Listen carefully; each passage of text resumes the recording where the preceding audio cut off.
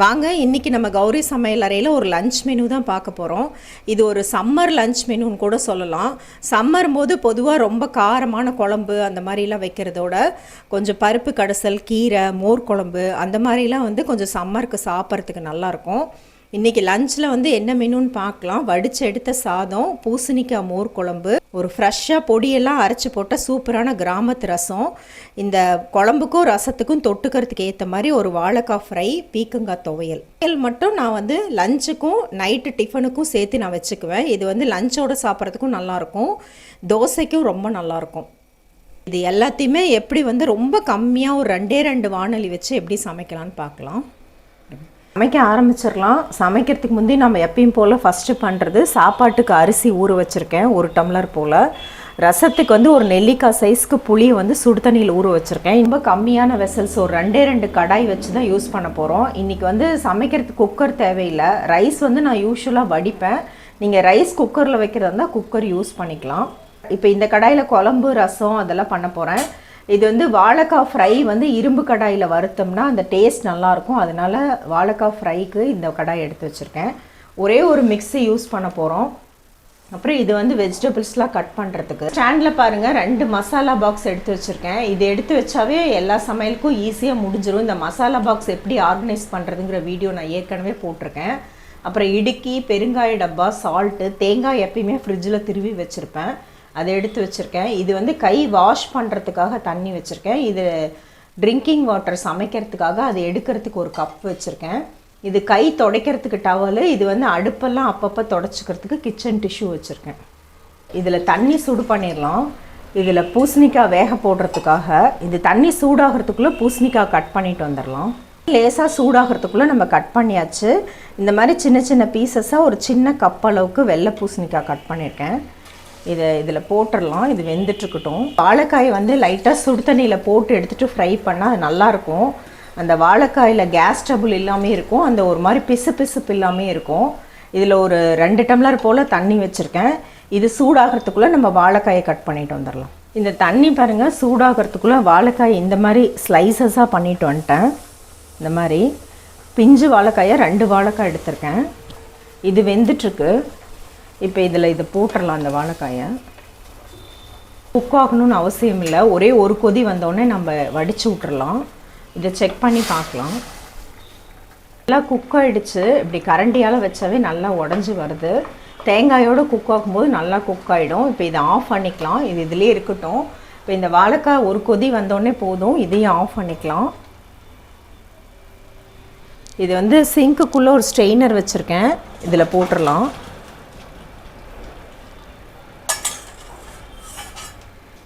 இந்த மாதிரி சுடு தண்ணியெலாம் சிங்க்கில் வச்சு ஊற்றி விடும்போது சிங்க்கில் அடைப்பு இருந்தால் கூட அது போயிடலாம். நான் இஞ்சி பூண்டு பேஸ்ட்டு ஃப்ரிட்ஜிலேருந்து எடுத்து வச்சுருக்கேன் வெளியே. வெந்த பூசணிக்காயை வந்து ஒரு பவுலில் மாற்றிக்கிறேன்.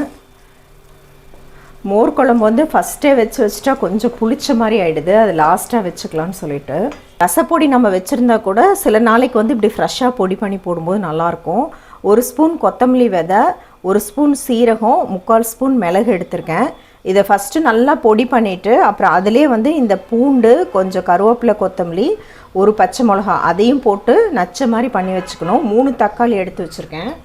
இந்த புளியை நம்ம ஏற்கனவே ஊற வச்சதையும் கரைச்சி எடுத்துக்கலாம். இதெல்லாம் ரெடி பண்ணிக்கலாம் ரசத்துக்கு. கழுவு வேணாம். இதுலேயே இந்த 3 தக்காளியை போட்டு தண்ணி ஊற்றாமல் அரைச்சி எடுத்துக்கலாம். குளிக்கிறதுக்கு எண்ணெய் வச்சுருக்கேன். இங்கே காமி. இதுலேயே கொஞ்சம் பெருங்காயம் ஆட் பண்ணிக்கலாம். 2 வரமிளகாய் உடச்சி வச்சுருக்கேன். கருவேப்பிலை, கொத்தமல்லி எல்லாம் வாஷ் பண்ணி வச்சுருக்கேன். கொஞ்சமாக கடுகு போட்டுக்கலாம். உளுத்தம்பருப்பு, இந்த வெங்காய வடகம்னு சொல்லிட்டு தாளிப்பு வடகம் இருக்குது. இது ரசத்துக்கு, கீரைக்கெலாம் நல்லாயிருக்கும். அது லைட்டாக போடுறேன். அது இருந்தால் போட்டுக்கோங்க.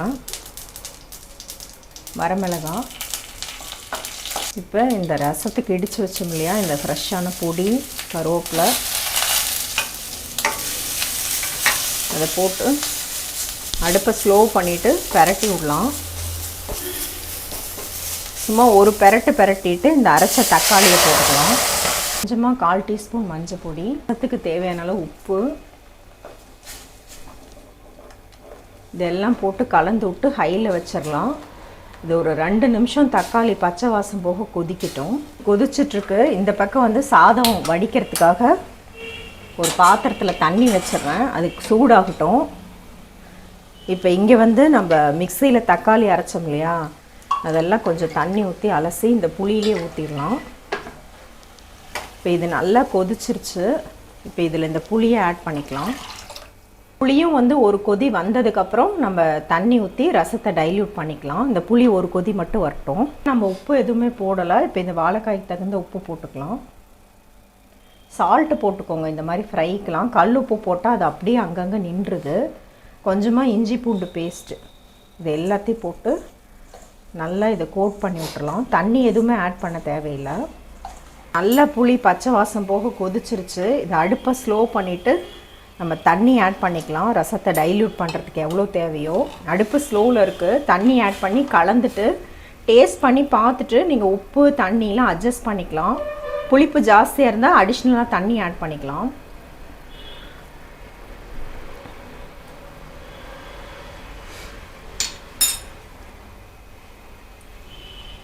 இது டேஸ்ட் பண்ணி பார்த்துட்டு இன்னும் ஒரு அரை கப் போல் தண்ணி ஆட் பண்ணுறேன்.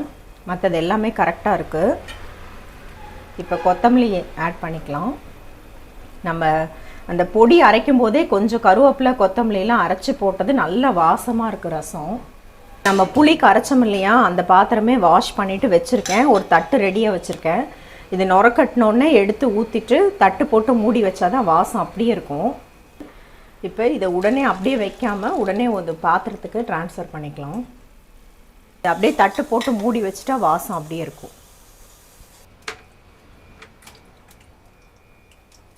நான் ரசம் ரெடி பண்ணோன்னே அரிசி கொட்டிட்டேன். அது வெந்துட்டுருக்கு. மேலே பொங்கி வராமல் இருக்க ஒரு கரண்டி வச்சுருக்கேன். இப்போ இந்த கடாயில் வந்து துவையலுக்கு வந்து பீக்கங்காய் வறுத்துக்கலாம். ஒரு பீக்கங்காவை வந்து நல்லா டேஸ்ட் பண்ணி பார்த்துடணும், பீக்கங்காய் கசப்பு இருக்கான்னு பார்த்துட்டு கட் பண்ணணும்.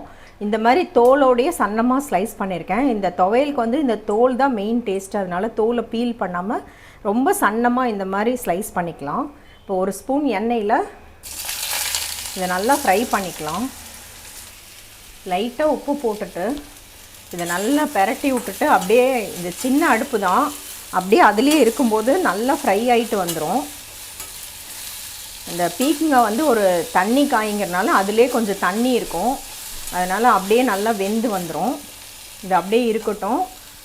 நம்ம அதுக்குள்ளே சட்னிக்கு வெங்காயம் அதெல்லாம் கட் பண்ணிட்டு வந்துடலாம். இது அப்பப்போ கிளறி விட்டுக்கலாம். சாதம் வெந்துட்டுருக்கு. அதுக்கு அப்பப்போ தண்ணி வேணும்னா ஆட் பண்ணிக்கலாம். இந்த பக்கம் வந்து கொஞ்சம் நல்லெண்ணெய் ஊற்றிருக்கேன். நல்லெண்ணெயில் செஞ்சால் நல்லாயிருக்கும். இதுக்கு சின்ன வெங்காயம் ஒரு 10-15 வெங்காயம், ஒரு 7-8 பல் பூண்டு, ஒரு 6-7 வாழைமிளகா. இது தக்காளி நிறையா போடுறோம். புளி நிறையா போடும்போது காரம் இவ்வளோ தேவைப்படும். ஒரு 3 பெரிய நாட்டு தக்காளி கட் பண்ணியிருக்கேன். கொஞ்சம் கருவேப்பிலை கொத்தமல்லி அரைக்கிறதுக்கு. இந்த சட்னி ரொம்ப டேஸ்ட்டாக இருக்கும். லஞ்சுக்கும் நல்லாயிருக்கும், டிஃபனுக்கும் நல்லாயிருக்கும். இதுக்கு வறுக்கிறதுக்கு 1 ஸ்பூன் உளுத்தம்பருப்பு, 1 ஸ்பூன் கடலப்பருப்பு, 1 ஸ்பூன் துவரம்பருப்பு. கடலப்பருப்பு உளுத்தம்பருப்போடு துவரம்பருப்பும் போட்டு துவையல் பண்ணும்போது அது டேஸ்ட் ரொம்ப நல்லாயிருக்கு, அந்த பருப்பை வறுத்துட்டு அரைக்கும்போது. அதே மாதிரி கொத்தமல்லி விதையும் வந்து ரசத்துக்கு துவையலுக்குலாம் நிறைய யூஸ் பண்ணுறது.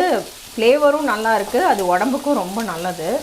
இப்போ இது லைட்டாக வறுத்தோன்னே கொஞ்சம் கொத்தமல்லி விதை, சும்மா ஒரு 5-6 மிளகு,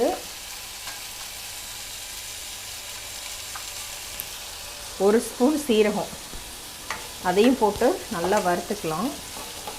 இந்த மிளகாயை போட்டுக்கலாம்.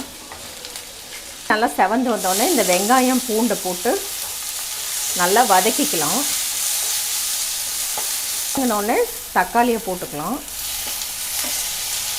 நான் வந்து இந்த சட்னியை வந்து லஞ்சோடு சேர்த்து நைட்டு டிஃபனுக்கும் சேர்த்து பண்ணுறேன், தோசைக்கு. அதனால் கொஞ்சம் தக்காளி நல்லா போட்டால் டிஃபனுக்கு ரொம்ப நல்லாயிருக்கும். எனவே பீக்கங்காயில் கொஞ்சம் உப்பு போட்டோம், அதனால் இன்னும் கொஞ்சம் கம்மியான உப்பு, இந்த சட்னிக்கு தேவையான அளவு உப்பு போட்டோம்னா தக்காளி நல்லா வெந்து வந்துக்கும்.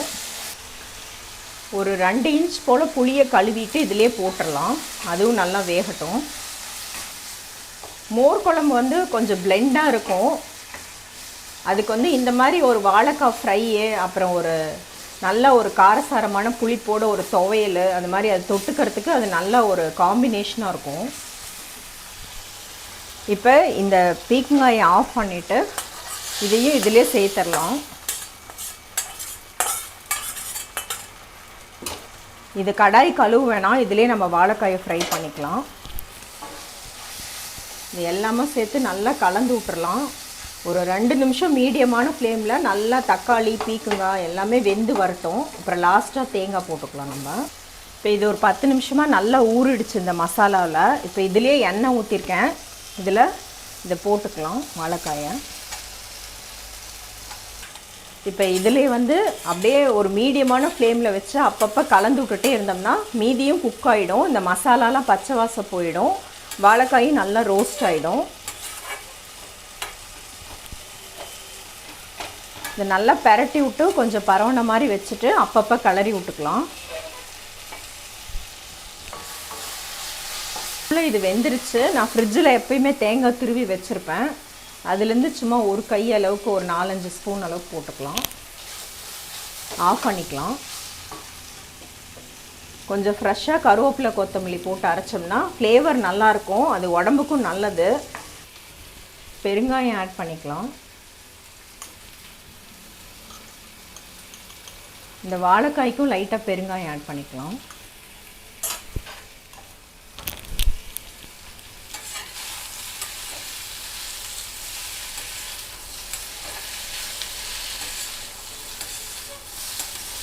கிளறிட்டே இருக்க தேவையில்லை, அப்பப்போ கிளறி விட்டால் போதும்.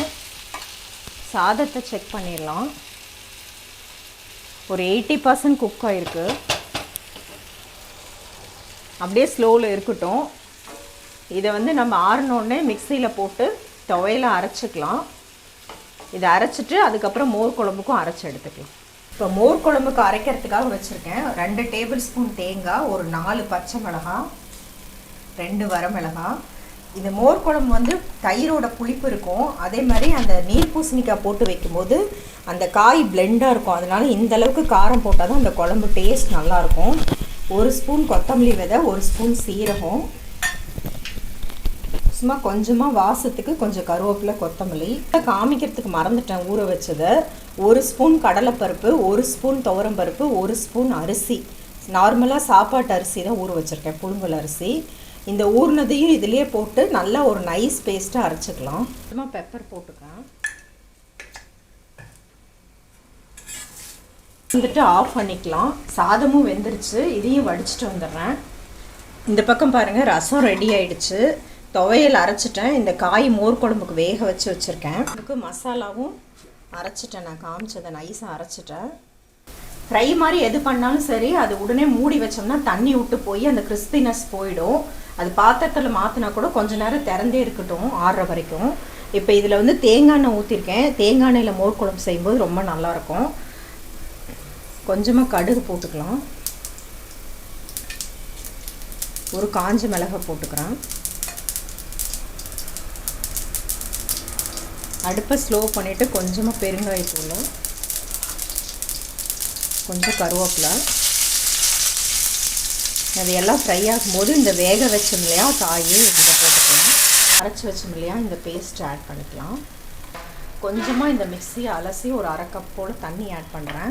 இது ஒரே ஒரு கொதி வந்தால் போதும். தேங்காய் மிக்ஸியை வாஷ் பண்ணிவிட்டு ஒரு 150 ml தயிர் இதை மிக்சியில் போட்டு தண்ணி ஊற்றாமல் ஒரே ஒரு அடி அடிச்சுக்கலாம். நம்ம அப்படியே ஊற்றினோம்னா சில சமயம் கட்டி கட்டியாக திரிச்சு போயிடும். ஒரு அடி அடிச்சுட்டு ஊற்றினா அது அப்படியே குழம்பு வந்து ஸ்மூத்தாக கிடைக்கும்.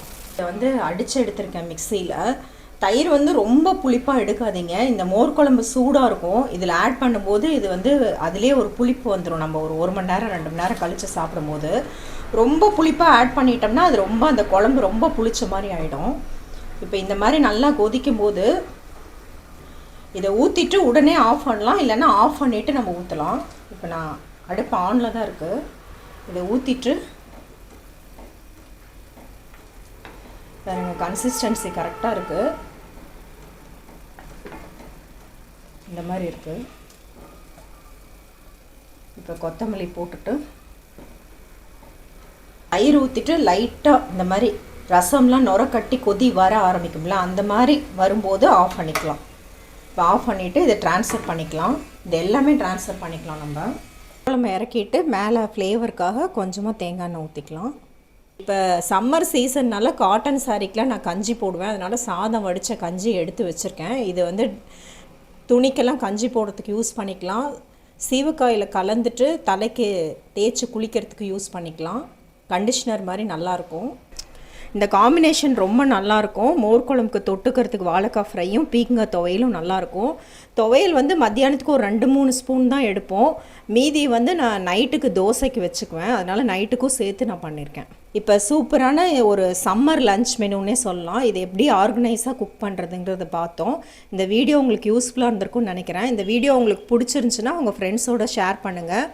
மறக்காமல் கௌரி சமையலறை சப்ஸ்கிரைப் பண்ணிக்கோங்க. அப்போ தான் நிறையா இந்த மாதிரி வீடியோஸ் பார்க்கலாம். கண்டிப்பாக இந்த லஞ்ச் மெனுவை நீங்கள் ட்ரை பண்ணி பார்த்துட்டு எப்படி இருக்குன்னு உங்கள் ஃபீட்பேக்ஸ் கமெண்ட் ஷேர் பண்ணிக்கோங்க.